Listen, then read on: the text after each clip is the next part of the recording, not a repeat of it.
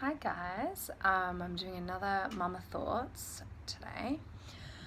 It's been a little while and I've been really enjoying writing articles each month, but today I decided, after reading a few comments of people asking for another Mama Thoughts, that I would do that. So I'm sitting out the front of my house here in Melbourne and my boy's asleep in the car, Forry, and I thought I'd give it a whirl. So I've been thinking a lot about just how I'm raising my children differently to how I was raised, and the things that I love about that and the things that maybe I miss about my own childhood. So one of the main ways in which my parenting differs is I definitely take an alternative approach to discipline with the kids.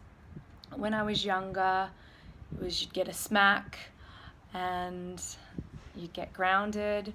Although my parents, I have to say, were pretty lenient with me. I definitely got up to a lot of mischief when I was a teenager and I wasn't really punished that much, especially compared to some of my other friends and their parents. But when I was naughty, things would get taken away. A lot of bribery, which seems, I think just back then it was very normal to say if you are bad or naughty, that was a lot of the usage, that word was used a lot. If you're being naughty, you won't get to watch TV. If you're being naughty, you don't get to have ice cream after dinner. And I really try to stay away from labeling my son as naughty or behavior as bad or good behavior. I very rarely say good boy. I don't really use the words good job. I like to find out how he feels about something. How does that make you feel? Did you enjoy that? I love this picture you drew for me. What was it like drawing that? What made you decide to draw that? It's beautiful. I really love this picture. Thank you for my picture.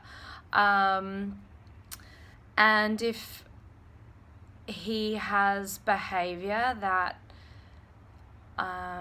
is challenging for me, I never tell him that he's being a bad boy or that he's being naughty. I always say that you seem frustrated. You seem really upset right now. I'm not okay with you being rough with my body, or I'm not okay with you snatching that from my hands. Let's talk about the feelings you're having. What's going on? You seem angry. You seem irritated. What's up, buddy? And usually when I approach him in a way where I'm not labeling his behavior, or I'm not shaming him for being good, or not shaming him for being bad, or that he's made a wrong choice or a bad choice, I find that Bodhi really opens up more, and I can have a great relationship with him in terms of our communication. And he can say, I'm feeling really tired, or I'm feeling sad because everyone's giving Forrest attention, or I really wanted to stay at the playground for longer. And I love this kind of approach because it really embraces an open and communicative relationship from a really young age with your children. I never want Bodhi to feel that I'm disappointed in his choices. I want him to know that I'm so aware that he's a little man with complicated emotions and feelings, and that having big feelings is okay with me. Having angry feelings is okay with me. He has the space to have all of those feelings, and let's just talk about them. I can set my boundaries. I can say, my body is not for being rough. We don't be rough with my body. We don't be rough with Forrest's body. I like to hear kind words. Kind words feel good. Mean words hurt.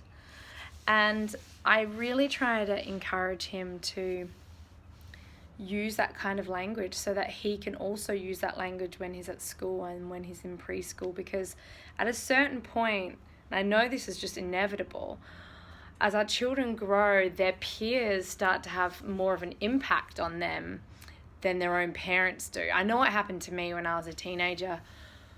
I didn't think about what my parents wanted me to do. I just wanted to do what everyone else was doing. I wanted to feel like I fit in and that I was a part of the gang and a part of the crowd. And so I went with the crowd. And I think that's a really normal experience. As you grow up, you want to be able to fit in. But I think if I can equip Bodhi and Forrest with the tools of knowing their person and knowing that it's okay to have feelings and emotions and that those things pass and they're always in flow, that hopefully in the future when they're in a situation where they're making a decision and they're making a choice, and if it doesn't feel right in their body, that they'll make the right choice for them. And I didn't really have that kind of parenting growing up. It was very much, this is good behavior and this is bad behavior. And you'll be punished for bad behavior and rewarded for good behavior. So we also don't reward Bodhi for good behavior. We just, we definitely encourage it by saying, thank you for being so helpful. That really helped me. You made that feel really easy for Mama. Thank you. So we'll use language like that. And, that's one pretty radical difference in the way that I'm being raised. Another difference is that we just didn't have any technology. We had some technology, obviously, when I was growing up, but we didn't have the level of technology that we have these days. And so I'm hyper aware of children in Bodhi's classes, having watched all the latest movies and the shows, and a lot of the kids are starting to have iPads and a lot of screen time and media, and growing up I didn't have a limit to television. I could watch as much Power Rangers as I wanted to, and Super Ted, and all those fun 90s cartoons. Puff the Magic Dragon was a favorite of mine. So with Bodhi, we really do try and limit it. We don't offer media generally. Every now and then we'll let him have a movie for a special occasion, and we all sit down together and we talk about it. So if there are any complicated feelings or any themes that come up might be a little bit more adult, we can discuss them. So that's pretty different to how I was raised. I was definitely allowed to have as much TV as possible, but I also had so much outdoor time, which I miss. It was very simple back in the 90s. I went outside, I rode my bike, I would ride my bike everywhere, I would rollerblade everywhere. I could go across the street and rollerblade on my own as a 13-year-old with my little friend, and our mums would just expect us to come home for dinner, and we would sit down and watch Goosebumps and eat our food, and we would climb trees all day. And I think a little bit of that kind of magic is lost because there are a lot more safety concerns these days. I wouldn't let my children out of my sight across the road to go rollerblading when they're 12 years old. It's just a different environment, and with the addition of the iPads and the phones, and it's just a different world for them. So it's remembering what those magic things about childhood were, like the climbing of the trees for hours, and trying to create an environment where your kids can do that in a safe way. And so for us, that's about really spending time outdoors every day, getting out to the park, going in the backyard, playing with rocks, setting up a water table so they can have interactive play with the water and cups and bubbles, and we put chalk out so they can draw on the pavement. Sometimes we'll even set up a slip and slide or a big jumpy splashdown and invite a bunch of friends over, and so that's nice. That reminds me of some of my childhood experiences.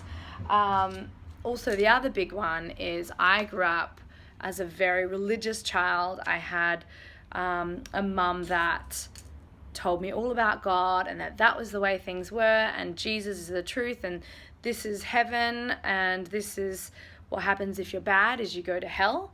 And I grew up really believing in all of this stuff, and I think I probably was a little afraid to mess up and to make mistakes, because I was so afraid of going to hell as a child that I really want my children to have a different experience. So in our household, in terms of spirituality and religion, we talk to our kids, not Forrest so much, but Bodhi and Izzy, just about all the different beliefs. These are what people who are passionate about Hinduism, these are the values that they believe. Buddhists believe in these things, that we shouldn't cause any suffering to any sentient beings, and Catholics believe in this, and Christians this, and this is what the Jewish faith is. And so we're very open, and we really want to create an environment where they get to choose what they gravitate towards, what they're interested in, what they're excited about. And Bodhi's been talking a lot more about God, and he thinks that God is in all animals and the earth and nature, and that's what he thinks God is.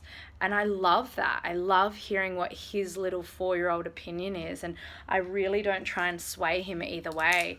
My mum's been talking to him a lot about Jesus, and he loves to talk about Jesus, and that's something he's chosen to talk about, even though he doesn't hear about Jesus all the time from Mark and I. He's decided that he likes to talk about Jesus, and he likes the idea that Jesus was a person. And so that's a belief that he has, and he created that belief based on all the different range of things that he has heard. And I'm sure that his beliefs as a 4-year-old will constantly change, and he'll think in lots of things. I mean, he loves talking about aliens and robots, and he really believes that they're real, and that robots live down the road from our house. And it's just so beautiful to be in the mind of a little 4-year-old, where he's just grasping all these different concepts and ideas and creating a world that he feels comfortable in. And that's what I love for him.